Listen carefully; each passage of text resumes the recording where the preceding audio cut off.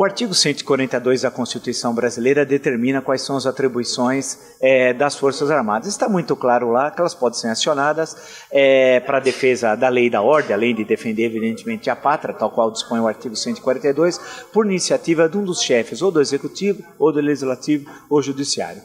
Isso tem levado a uma leitura equivocada na internet, com um bando de malucos, de embusteiros que tem pela internet. Antigamente o louquinho da esquina era o louquinho da esquina. Hoje, por causa da internet, o louquinho da esquina é louquinho mundial.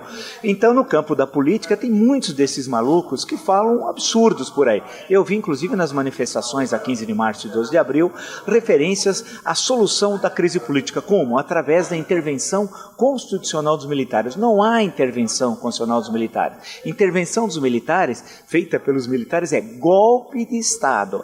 É uma triste tradição brasileira. Vale lembrar que a República, proclamada a 15 de novembro de 1889, foi um golpe militar. Numa sexta-feira, um golpe militar antidemocrático, antipopular, antinegro. Uma das primeiras medidas do governo provisório foi expulsar os negros do serviço diplomático. Depois tivemos nos anos 20 as rebeliões tenentistas de 1922, 24, a Coluna Press. Depois, 1930, que é uma característica bem brasileira, é uma rebelião chamada Revolução de 30, mas liderada por um civil, mas é um golpe, acaba sendo um golpe. Depois tivemos os acontecimentos da Revolução de 32, 1935, a fracassada Revolução Comunista, o golpe de Estado Novo 37, o golpe integralista fracassado de 1938, a derrubada do Getúlio em outubro de 45, ações todas essas com participação de militares, o golpe de 54, a queda do Getúlio, o suicídio, mas que na verdade ele estava sendo deposto em agosto de 1954, e em 55, em novembro, com participação direta de militares, nós tivemos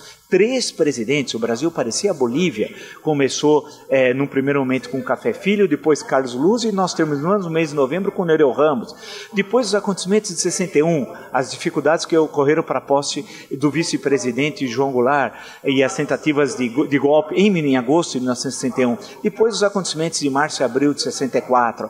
Portanto, nós temos um longo período da história política brasileira, do final do século XIX e até os anos 60 do século XX brasileiro, com a participação dos militares como se fosse um partido político. As Forças Armadas eram uma espécie de partido político e violando claramente as constituições, desde a Constituição Imperial, como as diversas constituições republicanas do período que eu citei anteriormente. Portanto, quem fala hoje em intervenção militar está falando, na verdade, em golpe militar. Portanto, é uma saída antidemocrática ditatorial. E graças a Deus e aos brasileiros e à Constituição de 1988, nós viramos essa página da história brasileira. Hoje, qualquer saída para uma crise política, tal qual em 1992, no impeachment do presidente Collor, é no interior da lei, da ordem e do respeito estrito à Constituição.